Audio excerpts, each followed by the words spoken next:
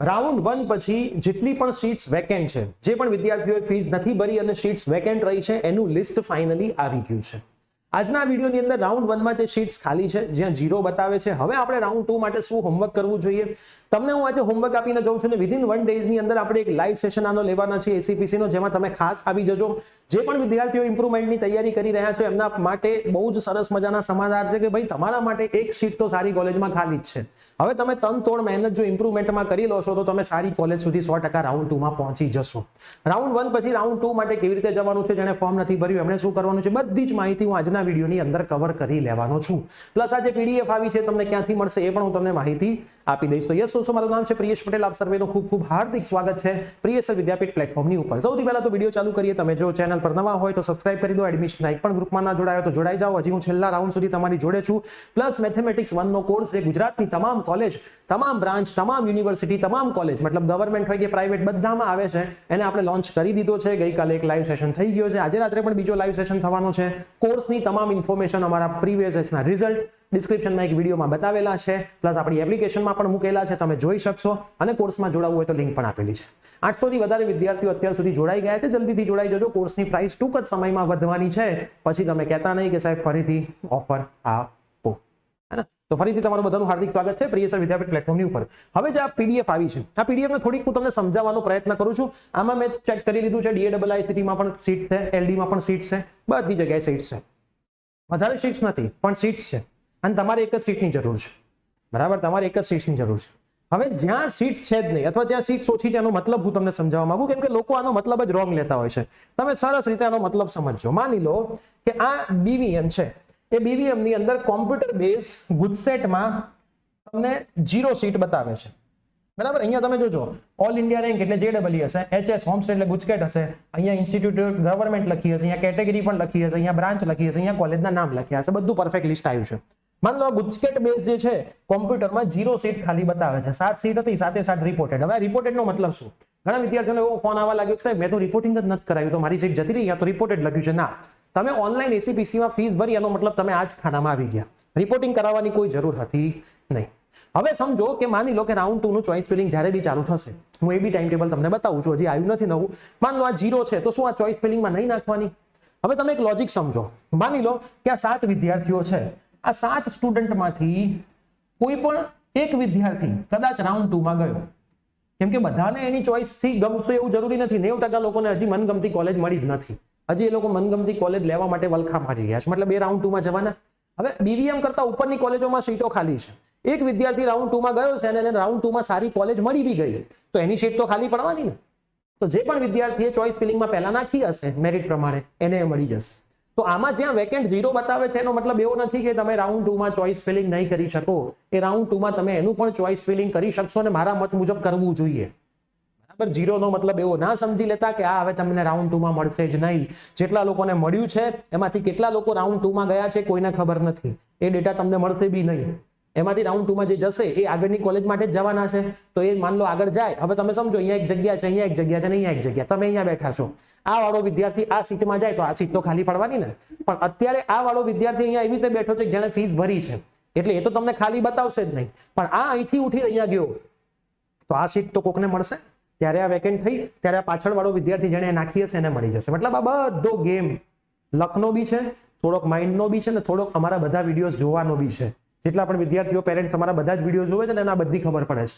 અમુક વિદ્યાર્થીઓ હવામાં જ ચાલતા હોય છે, બરાબર, એટલે કશી ખબર જ નથી હોતી. બીજી વસ્તુ, રાઉન્ડ 2 ની અંદર તમે જાઓ ને રાઉન્ડ 2 માં તમને કોઈ કોલેજ મળે અને તમે એને કેન્સલ કરો તો એનો મતલબ એવો નથી કે રાઉન્ડ 1 વાળી રહે. રાઉન્ડ 2 માં તમને કોઈ કોલેજ મળી એટલે પહેલો તો નિયમ એ સમજી લો કે રાઉન્ડ 1 વાળી જતી રહી. હવે તમને જિંદગીમાં એ હાલ ના મળે. તો તમે રાઉન્ડ 2 માં તો જ જજો, કેમ કે એવા મેસેજ અમને આવા લાગ્યા છે કે સર હું રાઉન્ડ 2 માં જઉં પણ મને એવી કોલેજ મળે જે મને ગમતી નથી. ભાઈ તને ગમતી નથી તો તે ચોઇસ ફિલિંગમાં નાખી શું કરવા? પહેલો સવાલ મારો એ આવે. તો તમને રાઉન્ડ 2 માં જવું હોય તો તમને ગમતી કોલેજ જ નાખો. તમને નહીં મળે તો પહેલા રાઉન્ડમાં ફીસ ભરી હશે તો મળી જશે. પણ એ જો મળી ગઈ તો રાઉન્ડ 1 વાળી ભૂલી જવાનું, કોઈ કેસમાં તમને મળશે નહીં. આ દર વર્ષે 5 થી 10% લોકો ભૂલો કરતા હોય છે. આ વર્ષે કરશે જ, અમને ખબર જ છે, અમને મેસેજ આવશે. મારે તો આ વખતે ઈચ્છા છે કે હું વિડીયો બનાવીને મૂકું એના. બરાબર, આટલું બૂમો મારીને આટલા વિડીયોમાં કીધું હોવા છતાં આવા સવાલો અમને આવે. અમે વિડીયો મૂકીએ છીએ એની 1 સેકન્ડમાં નીચે કમેન્ટ ચાલુ થઈ જાય અને એ રિલેટેડ કમેન્ટ હોય કે જે વિડીયોમાં સમજાયું હોય. મતલબ લોકો વિડીયો જોવાની તસ્તી નથી લેતા અને પછી એવા જ લોકોને પ્લેસમેન્ટ જોઈએ છે, બરાબર? એ જ લોકોને પ્લેસમેન્ટ જોઈએ છે. એ ના મળે પ્લેસમેન્ટ, જિંદગીમાં ભૂલી જવાનું. કોલેજમાં 75% એટેન્ડન્સ વગર પ્લેસમેન્ટ ના મળે. એટલે આ તો કેવું થશે કે ભણ્યા વગર કોલેજમાં ભણ્યા વગર મારે પ્લેસમેન્ટ જોઈએ છે, વિડીયો જોયા વગર માહિતી જોઈએ, એમ કોલેજમાં ભણ્યા વગર પ્લેસમેન્ટ જોઈએ છે. એટલે બધું હવે લોકોને મફતમાં જોઈએ છે, સરળતાથી જોઈએ છે, ફ્રીમાં મળી જાય તો સૌથી સારું. ઘણા પેરેન્ટ્સ કે ઘણા સ્ટુડન્ટ બી ફોનમાં કહેતા હોય, સાહેબ વિડીયો જોવાનો 15 મિનિટનો ટાઈમ ક્યાં છે, તમે કહી દો ને ફોનમાં. એક તો સવાલ છે, ત્યારે હું પેરેન્ટ્સને ના પાડાવી દઉં છું, ના સાહેબ તમારે વિડીયો જોવો પડશે, અમારો નિયમ બધા માટે સેમ છે. અને વિદ્યાર્થીનો તો ખાસ કહી દઈએ છે કે ભાઈ તારે વિડીયો જોવો જ પડશે.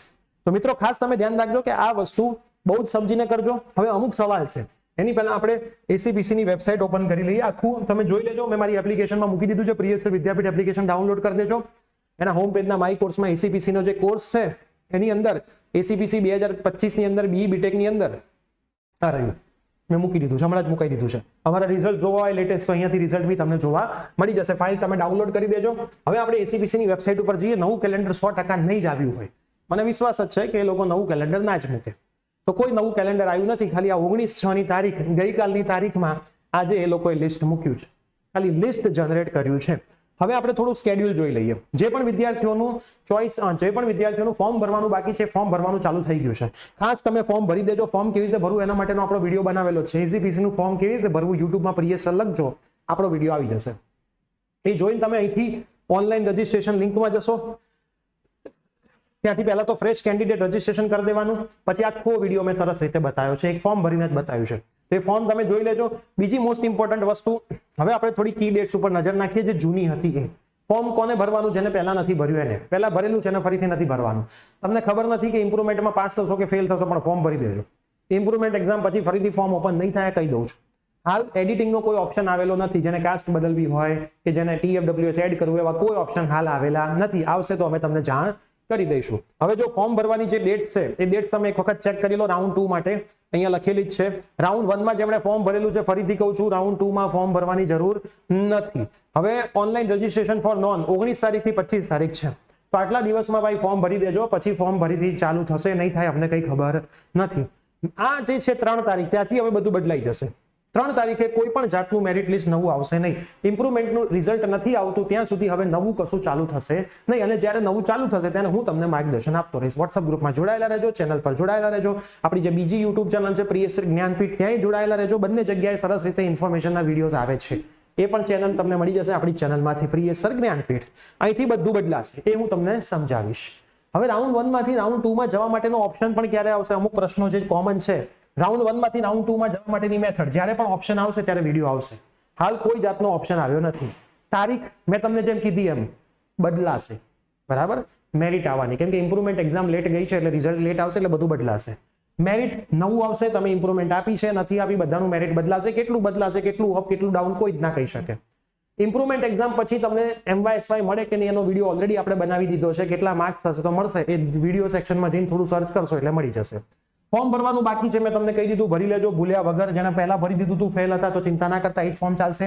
જે લોકો એક્ઝામ આપવાના છે એમણે નવી હોલ ટિકિટ ક્યાંય અપલોડ કરવાની નથી, ઓટોમેટિક થઈ જશે. પણ જે નવેસરથી ફોર્મ ભરો છો એ નવી હોલ ટિકિટ અપલોડ કરજો, બરાબર? પહેલા જેને ફોર્મ ભર્યું છે, ઇમ્પ્રુવમેન્ટ આપો છો, તો નવી હોલ ટિકિટ નથી અપલોડ કરવાની, નવું ફોર્મ નથી ભરવાનું.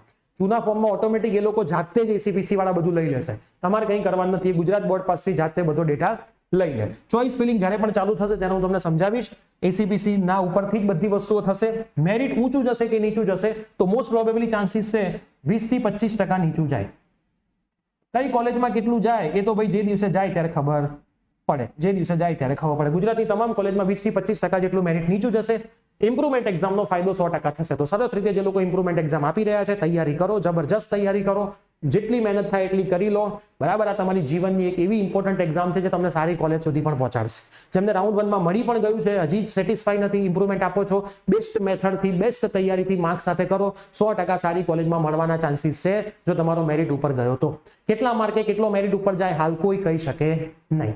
એ બધું રિઝલ્ટ આવે, મેરિટ આવે પછી ખબર પડશે. તો મિત્રો મેં તમને બધી જ વસ્તુ કહી દીધી છે. ઇમ્પ્રુવમેન્ટ એક્ઝામ માટેની એક જોરદાર સરપ્રાઈઝ આપણે આવતીકાલે આપવાના છીએ. દરેક વિદ્યાર્થીઓને પોસ્ટ સેક્શન, જે આપણો કમ્યુનિટી સેક્શન છે, ત્યાં જઈને એક પોલ મૂકેલો છે. 1000 જો વોટ આવી ગયા, કયો હું તમને બતાવી બી દઉં. 1000 વોટ માટે હવે થોડાક જ વોટ બાકી છે. તો ઇમ્પ્રુવમેન્ટ એક્ઝામમાં જે લોકો આપણા કોર્સમાં નથી જોડાયા એ તમામે તમામ માટે આપણે એક જબરદસ્ત સરપ્રાઈઝ લઈને આવી રહ્યા છીએ.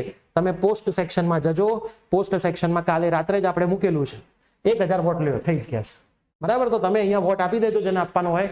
આવતીકાલે સવારમાં આપણે સરપ્રાઈઝ તમને આપી રહ્યા છીએ. તો તમારા તમામે તમામ ફ્રેન્ડ્સને કહેજો કે આમાં આવીને વોટ આપી દે. લખેલું છે કે ભાઈ इम्प्रूवमेंट एग्जाम 2025 से पहले फ्री में चाहिए.